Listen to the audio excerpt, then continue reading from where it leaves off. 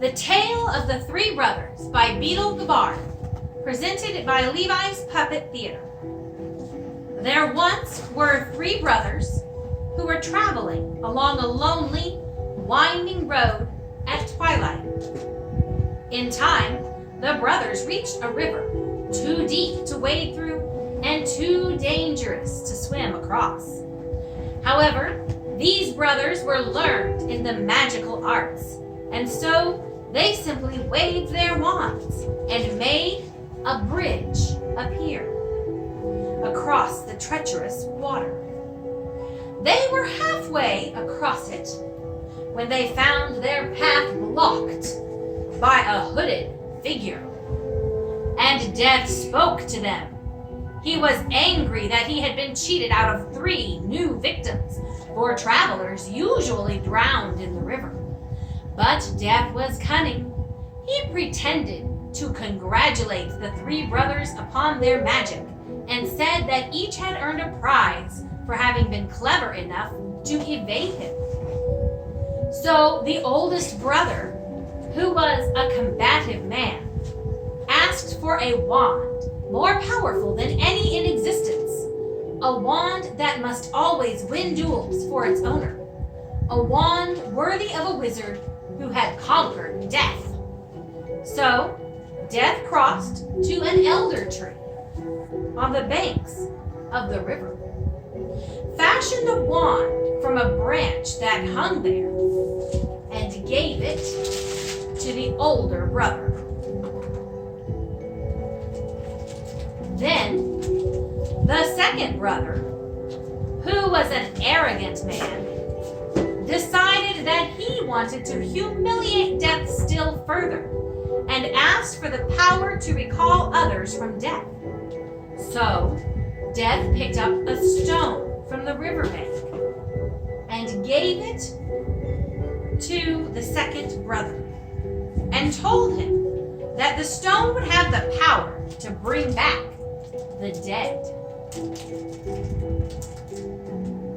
And then Death asked the third and youngest brother what he would like. The youngest brother was the humblest and also the wisest of the brothers, and he did not trust Death. So he asked for something that would enable him to go forth from that place without being followed by Death. And Death, most unwillingly, gave him his very own cloak of invisibility.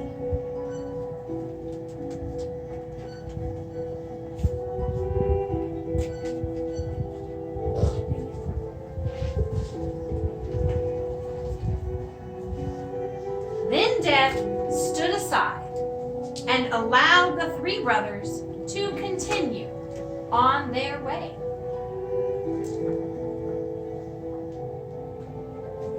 And they did so, talking with one another of the wonder of the adventure they had had and admiring Death's gifts.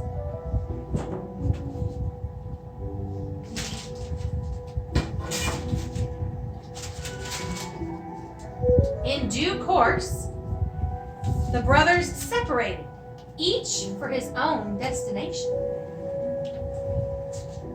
The first brother traveled on for a week or more.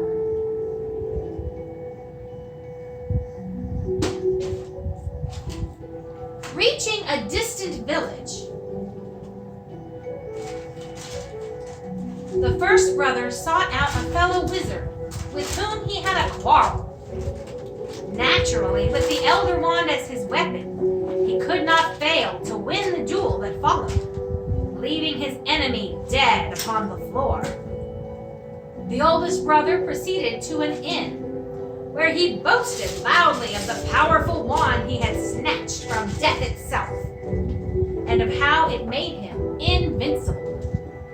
That very night, as the eldest brother lay sleeping, another wizard crept upon him. The thief took the wand, and for good measure, he slit the elder brother's throat.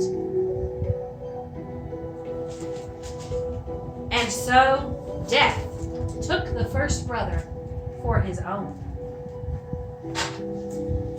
Meanwhile, the second brother journeyed to his own home, where he lived alone. Here he took out the stone that had the power to recall the dead and turned it 3 times in his hand. To his amazement and his delight, the figure of the girl he had once hoped to marry before her untimely death appeared at once before him. Yet she was sad and cold, separated from him as by a veil. Though she had returned to the mortal world, she did not truly belong there and suffered. Finally, the second brother, driven mad with hopeless longing, killed himself so as to truly join her. And so, Death took the second brother for his own. But though Death searched for the third brother, for many years, he was never able to find him. It was only when the third brother had attained a great age that he finally took off the cloak of invisibility and gave it to his son. And then he greeted Death as an old friend and went with him gladly, and equals they departed this life. The end.